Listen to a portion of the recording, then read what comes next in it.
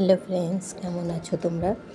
তো মৌসুমি রান্নাঘরে তোমাদের সবাইকে অনেক অনেক স্বাগত। তো দেখো, এখানে মাছের তেলের একটা রেসিপি নিয়ে চলে এসেছি। নিয়েছি মাছের তেল, বড় সাইজের একটা পেঁয়াজ কুচি, 4টে কাঁচা লঙ্কা, 3-4 কোয়া রসুন, আর নিয়েছি বেগুন।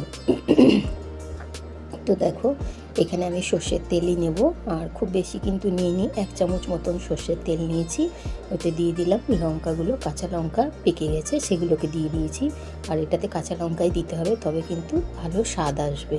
তো দেখো, এখানে দিয়ে দিলাম রসুনগুলোকে লম্বা লম্বা করে আমি একটু কেটে নিয়েছি, কেটে নিয়ে দিয়েছি। যেই একটা রসুন ভাজার গন্ধ বেরোবে অমনি তোমরা কুচানো পেঁয়াজগুলো দিয়ে দেবে, দিয়ে এই যেভাবে আমি ভাজছি এইভাবে ভেজে নেবে। আর দিয়ে দিলাম দেখো অল্প নুন এই জন্যই দিলাম, যেহেতু আমরা মাছের তেলে কিন্তু আমরা নুন হলুদ মাখিয়েছি, সেই জন্য। যেই দেখবো যে পেঁয়াজগুলো বেশ ভালোভাবে ভাজা হয়ে গেছে, তখনই দিয়ে দেবো বেগুনগুলো দিয়ে কিন্তু আরও ভালোভাবে আমাদেরকে ভেজে নিতে হবে, যাতে পেঁয়াজ আর বেগুনটা বেশ ভালো লাল লাল মতন হয়ে যায়। এইভাবে যদি তোমরা মাছের তেল রান্না করো, তাহলে কিন্তু যারা খায় না তারাও কিন্তু খাবে, খুব সুন্দর টেস্টি লাগবে খেতে। তো দেখো, এখানে কিন্তু আমাদের বেগুনটা অনেকটাই ভাজা হয়ে গেছে। আর মাছের তেল খেলে কিন্তু চোখ ভালো থাকে, বাচ্চাদেরকে খাওয়ানো উচিত। এইভাবে যদি তোমরা করো মাছের তেল, তাহলে কিন্তু বাচ্চারাও খাবে।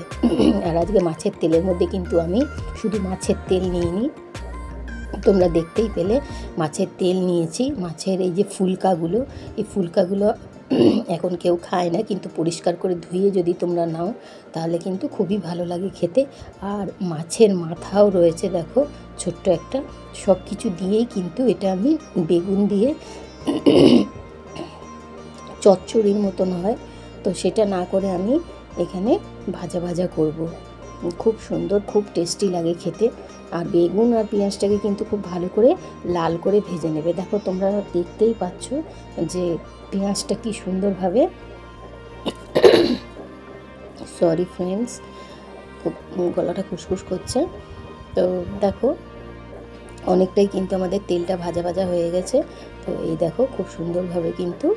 আর মাছের তেলে কিন্তু বেশি তেল দিতে নেই, কেন মাছের তেল কথাতেই আসছে, তো এটা এমনিতেই তেল বেরোবে। তো তোমরা দেখলে যে আমি কতটুকু তেল দিয়েছিলাম, সেটা দিয়েই কিন্তু আমাদের বেগুনে তো জানোই তেল বেশি লাগে, তো বেগুন কিন্তু পুরো তেলটাই চুষে নিয়েছে। আর বেগুনটা ওই তেলের মধ্যেই ভাজা হয়ে গেছে, একটুও তেল ছিল না।